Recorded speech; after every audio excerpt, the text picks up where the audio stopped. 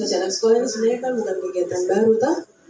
Jadi sebentar kita sama-sama lihat, kita sudah ada bikin tabel mana sekolah-sekolah yang tahun ini sudah hijau, sudah kuning, tapi ada juga yang masih merah.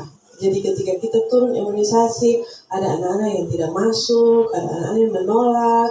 Jadi sebentar nanti kita bahas bersama-sama. Sebenarnya dampaknya apa kalau banyak orang tua yang menolak? Itu yang pertama. Terus yang kedua, maksudnya imunisasi di sekolah ini apa? Itu nanti kita bahas yang kedua. Terus untuk selanjutnya, sebagai rencana tindak lanjut kita, saya langsung sampaikan pada pemaparan awal ini. Sebagai bahan tindak lanjut kita akan membuat suatu kesepakatan. Kira-kira untuk bias bulan November, kita akan mulai pada minggu keberapa. Karena jujur untuk tatanan sekolah sendiri, Bapak Ibu adalah ujung tombaknya. Ya, Bapak Ibu yang bisa punya kewenangan untuk menentukan kira-kira saya siap di minggu berapa, saya siap di hari apa, ya, demi tujuan bersama. Baik, kita mulai saja hari ini materi mengenai pelaksanaan sosialisasi bulan imunisasi anak sekolah tahun 2024. Kita paham dulu, imunisasi itu apa? Imunisasi adalah suatu upaya untuk menimbulkan atau meningkatkan kekebalan seseorang secara aktif terhadap suatu penyakit, sehingga jika suatu saat terpajan dengan penyakit tersebut tidak akan sakit, dia tidak sampai masuk ke level yang berat.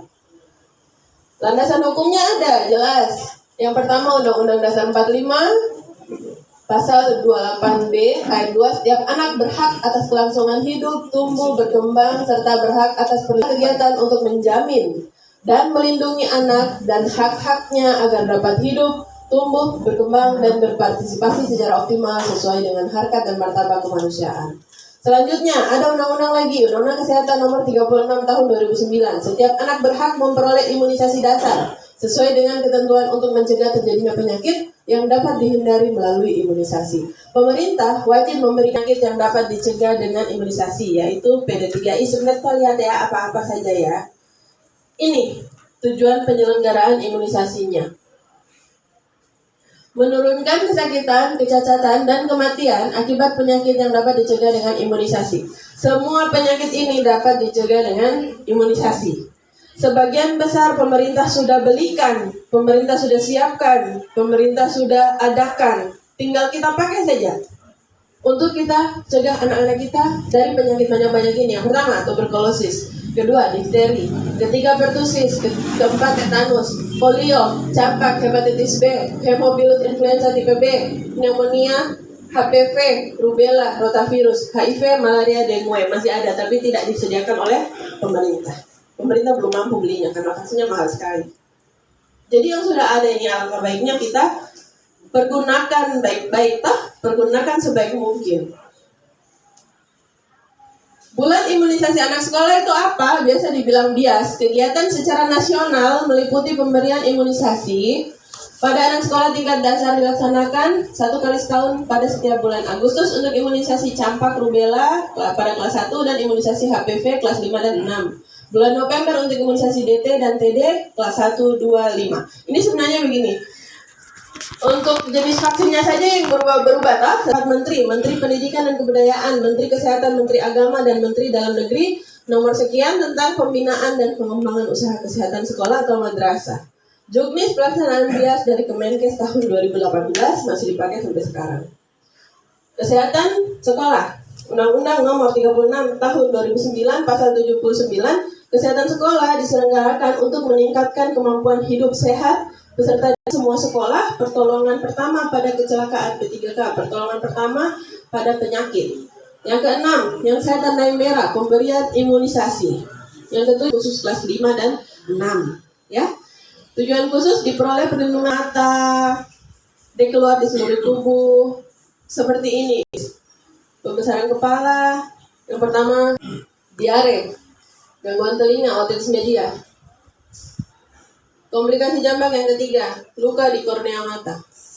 Seperti tadi saya ada awalnya abu-abu, lama-lama jadi putih, tapi lukanya sampai ke bolong, difteri kulit dan mukosa. keluar di seluruh mulut. Nanah dan membran kuning pada dasar. Tetanus.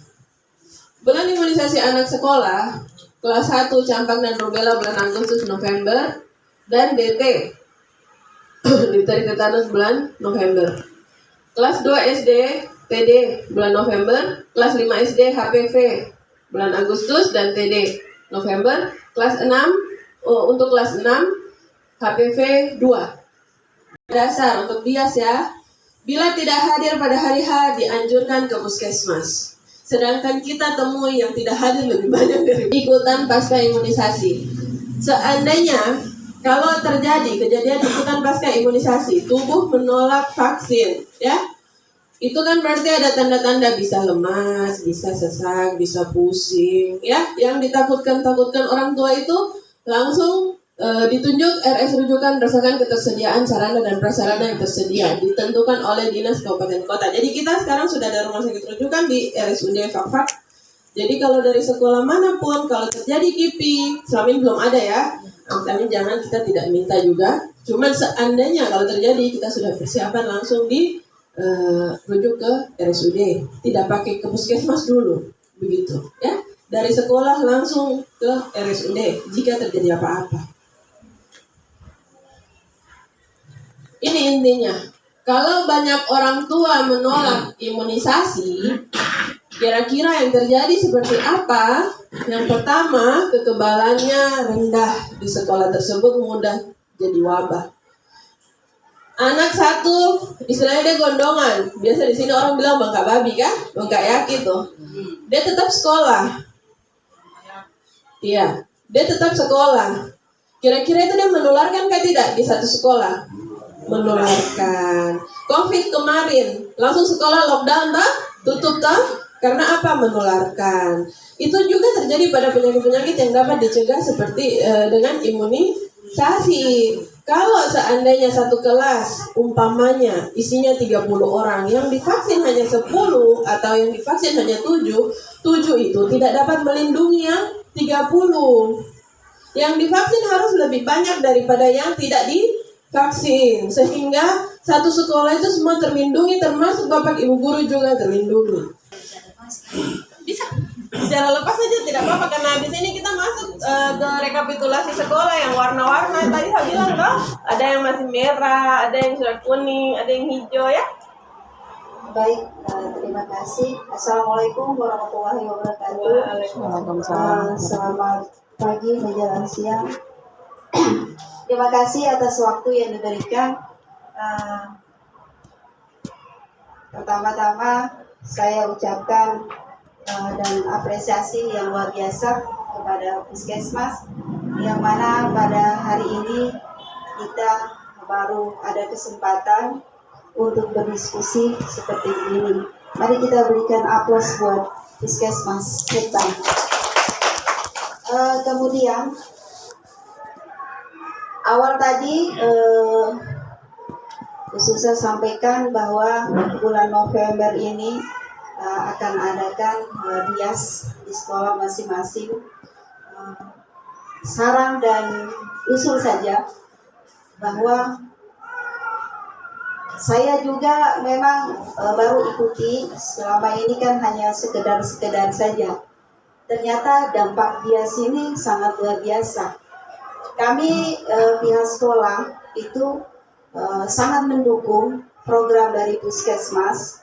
Namun yang menjadi kendala hari ini itu orang tua itu macam mau bilang kasar, sok tahu juga sih, ya, sok tahu. Dalam artian seperti begini, setiap ada undangan yang diedarkan oleh Puskesmas hari ini, berarti hari ini kita bikin undangan untuk orang tua, sampaikan bahwa hari apa pemberitahuan hari apa itu ada petugas Puskesmas datang. Kadang ada orang tua yang menyusul, kemudian bahkan ini pesan garis keras, ibu setiap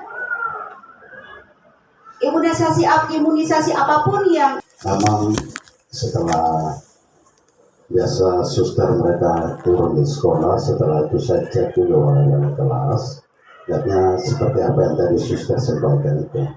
Banyak anak-anak yang tidak hadir. Tidak hadir bukan karena mereka sakit, tapi karena ada yang dipesan khusus oleh orang tua bahwa tidak boleh ikut imunisasi seperti itu. Mungkin solusi yang bisa tawarkan, suster, mungkin yang pertama tadi dasar hukumnya itu, kemudian penyebabnya tadi itu. Penyebab tadi nanti materi itu kan ada suara grup itu mungkin kirim ke kami sehingga kami juga nanti print kemudian tempel di kantor atau di ruangan di papan pengumuman. Nah, nanti supaya di situ bisa anak-anak mereka melihat dan mungkin nanti Bapak Ibu guru juga menjelaskan membantu kepada anak-anak, sehingga anak-anak pulang sampaikan kepada orang tua dan bisa tahu. Itu yang pertama. Yang kedua, solusi yang kedua mungkin pada saat penerimaan rapot ya, pada saat penerimaan rapot nanti pembagian rapot itu mungkin suster dari puskesmas meluangkan waktu barang 10 menit ya, atau kita undang ke sekolah, karena pada saat itulah kita bisa kumpulkan orang tua sebanyak-banyaknya. Kalau kita hanya kumpulkan di luar waktu itu pasti susah, sehingga waktu itulah waktu yang sangat efisien sekali untuk mungkin suster mereka bagi mungkin 10 menit 10 menit ke 15 menit begitu sosialisasikan kepada orang tua. Ya mungkin tahun ini tidak karena waktu sudah mepet bulan November sekarang, mungkin sosialisasi untuk tahun 2020 2025, sehingga pada saat itu karena memang mungkin orang tua tidak secara langsung juga mereka belum tahu itu undang-undangnya, perlindungannya itu. Kemudian penyebabnya tadi, risikonya tadi itu juga mungkin orang tua tidak tahu juga. Sambil contoh kemarin macam kaki gajah kan, itu hampir ketemu di sekolah bakalah itu. Terus hampir pun kita hampir bakalah antara orang tua dengan sekolah, bahkan dengan suster juga ada. Itu karena menolak mentah-mentah karena mereka lihat lewat media massa yang banyak yang menginformasikan ya hoax itu yang menimbulkan orang tua itu rasa takut terhadap itu, padahal seharusnya ada itu karena dilindungi oleh undang-undangnya itu. Nah, itu saja mungkin sementara dari saya dan saya ucapkan banyak terima kasih.